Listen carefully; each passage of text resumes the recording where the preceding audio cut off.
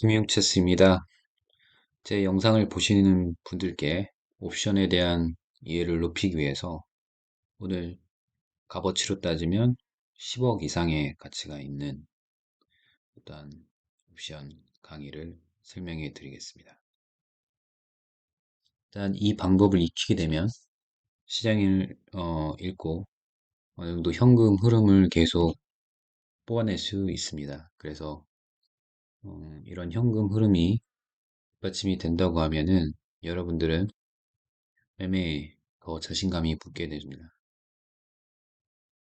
월급을 받으면서 매매하는 것이 가장 마인드에 안정적으로 다가오기 때문입니다. 그래서 월급처럼 수익을 얻을 수 있는 이런 방법에 초점을 맞춰서 익혀놓는다고 하시면은 여러분들은 향후에도 안정적으로 수익을 낼 수 있습니다. 지난번 매매 영상에서 제가 340 풋을 갖고 있었습니다. 매도를 했습니다. 풋을 매도했다는 것은 상승에 베팅을 했다는 의미입니다. 그래서 오른쪽에 이제 손익 그래프가 있습니다. 그래서 이 3, 4, 5를 매도했다는 거는 1점에서 매도했다는 거는 프리미엄 받는 프리미엄 1점이 있기 때문에 344 이상에서 만기 손익이 플러스 손익이 납니다. 1점을 매도했기 때문에 우리나라 선물 옵션은 1포인트당 25만 원이기 때문에 25만 원의 현금 흐름이 생길 수 있습니다. 단 344 만기 때까지 344 이하를 내려가지 않으면 이익을 봅니다. 다만 또 344 이하로 강하게 내려가게 되면 이제 선물처럼 돼서 붓을 매도했기 때문에 선물, 선물처럼 마이너스가 됐을 때 리니어하게 계속 마이너스가 됩니다. 현재 344를 매도했기 때문에 345를 매도했기 때문에 프리미엄까지 이제 받게 되면은 344까지는 우리가 손실을 보지 않는 구조입니다. 그래서 지난번처럼 선물이 이렇게 내려왔을 때 풋옵션이 굉장히 많이 상승을 한 상황이라고 하면은 그때 이제 많은 프리미엄을 받고 풋옵션을 매도를 해서 상승을 노려보는 겁니다. 그러면 이 범위, 이 위쪽 영역에서는 지수가 오른들 내린들 시간을 지나면 수익을 얻을 수 있습니다. 물론 만기 되기 전에 지수가 내려와서 344를 깨지 않는단 말이죠. 그래서 옵션은 이렇게 범위 싸움을 할 수 있기 때문에 좀 더 안정적인 수익을 원하신다 그러면 335 이하, 이렇게 340 이하 더 범위를 넓히고 받는 프리미엄을 줄이면 됩니다. 어쨌든 제가 투자를 하는 제가 리스크를 통제할 수 있다는 의미입니다. 어, 이렇게 해서 3, 4, 5에 이제 1점에 매도를 했는데 일단은 저는 이제 주간장에는 0.67까지 떨어져서 그냥 8만 원의 수익을 받고 이제 팔았지만 야간장에 지수가 미장의 영향을 받아 상승하면서 풋옵션이 0.43까지 떨어졌습니다. 그러면 0.43까지 있기 때문에 이제 더 이상 많은 프리미엄을 먹을 수는 없죠. 그래서 하루 이틀 만에 이렇게 수익이 난다 그러면 저 같은 경우는 시간을 아끼기 위해서 어, 매도했던 풋옵션을 청산을 하게 됩니다. 그러면 청산을 하고 무포가 되기 때문에 현금을 가지고 있어서 이제 내 계좌에 변동성이 적어지기 때문에 좀 더 시장을 객관적으로 바라볼 수 있는 기회가 생깁니다. 자, 이제 월요일에는 어쨌든 미장이 상승했기 때문에 우리나라 시장도 상승 출발이 예상됩니다. 하지만 어디까지 상승할지 잘 모르죠. 그래서 여기서 이제 할 수 있는 거는 더 상승하게 되면 기다렸다가 콜옵션이 굉장히 폭발할 때 현재는 이제 바닥에서 이렇게 지그재그로 움직이고 있는데 더 외과 옵션은 이제 매도를 할 수 있겠죠. 그래서 뭐 3710까지 올라갈 수 있는 가능성을 보면서 370이 뭐 6점까지 올라간다.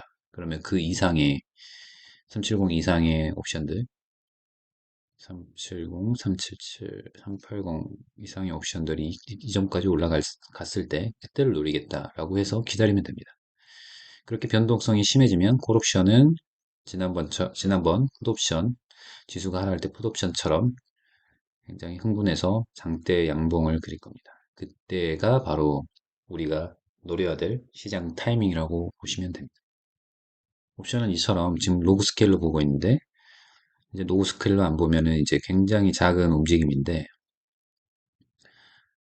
로그 스케일로 보고 좀 대응을 하면 더 좋을 것 같고요. 이 스케일이 이렇게 좁아지는 그 지점 여기에서 보통 매도를 하면 거의 다 수익을 얻을 수 있습니다. 그래서 이렇게 해서 저는 기다릴 거고 상승을 하게 되면은 내 콜옵션을 좀 더 현재 지수보다 외가의 콜옵션을 매도를 하면 좋을 것 같습니다.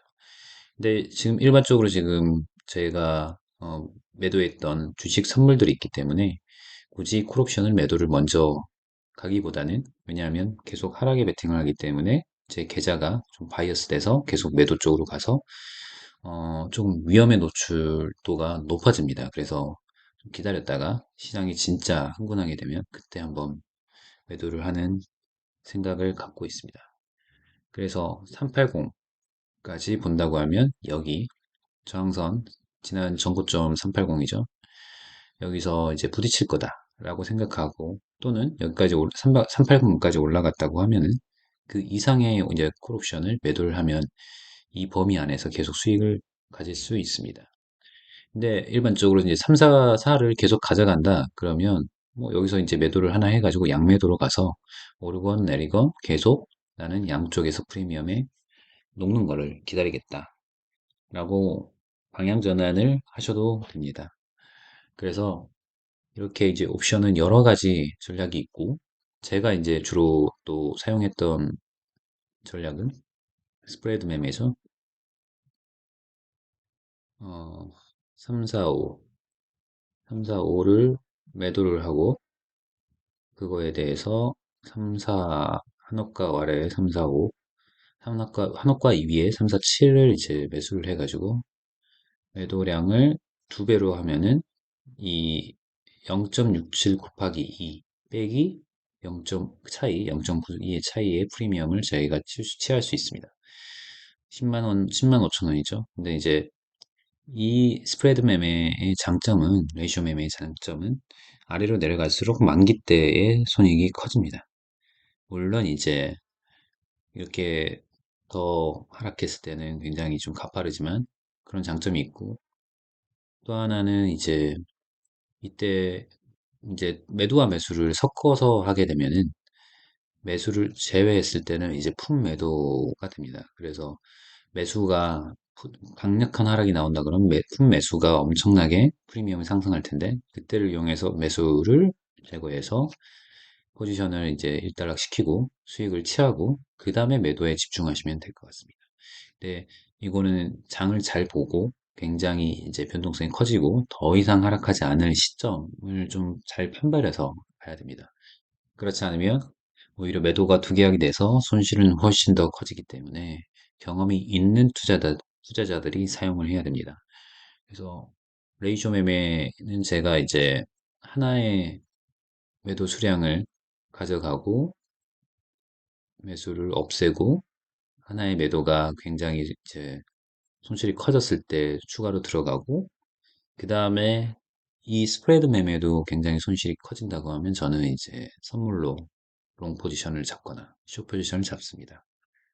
이제 1, 2, 3단계까지 계속 1, 2단계까지 해지를 걸어가면서 그러니까 엣지 있는 방법을 선택을 하면서 3단계까지 기다리는 거죠. 3단계까지 가면 거의 다 모두 투자자들이 증거금이 없으면 손실을 보게 되고 손절을 하게 됩니다. 그때 이제 큰 변동성이 일어나고 시세가 굉장히 커지게 됩니다.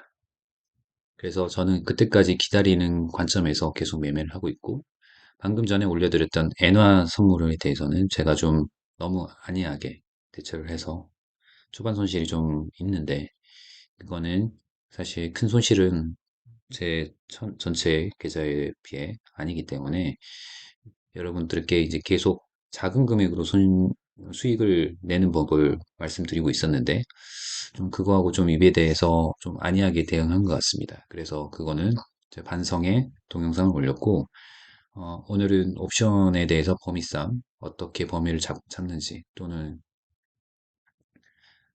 내 포지션이 잘못됐을 때 스프레드 매매를 어떻게 잡는지 그리고 그 다음에 이제 진짜 진성 베팅을 어떻게 하는지에 대해서 설명을 드렸습니다. 좀 충분한 설명이 됐는지 모르겠지만 어쨌든 부족한 부분은 계속해서 반복적으로 이런 영상의 내용을 이런 류의 설명의 내용을 계속 올리면서 여러분들과 소통을 하고 싶습니다. 이상이고 다음 주 국장이 이제 상승하게 되면 363 야간장에 363까지 이제 선물이 올라왔는데 더 올라올 수도 있습니다. 주간장에 더 올라갈 수도 있는데 그때를 보고 다시 한번 대응하겠습니다. 기존 포지션이 있기 때문에 크게 늘리지 않고 월요일 날은 엔화 대응에 좀 초점을 맞추고 다음 주에도 이제 계속 모니터링 하면서 대응을 하도록 하겠습니다. 이상이고 좋은 밤 되십시오. 금융체스였습니다.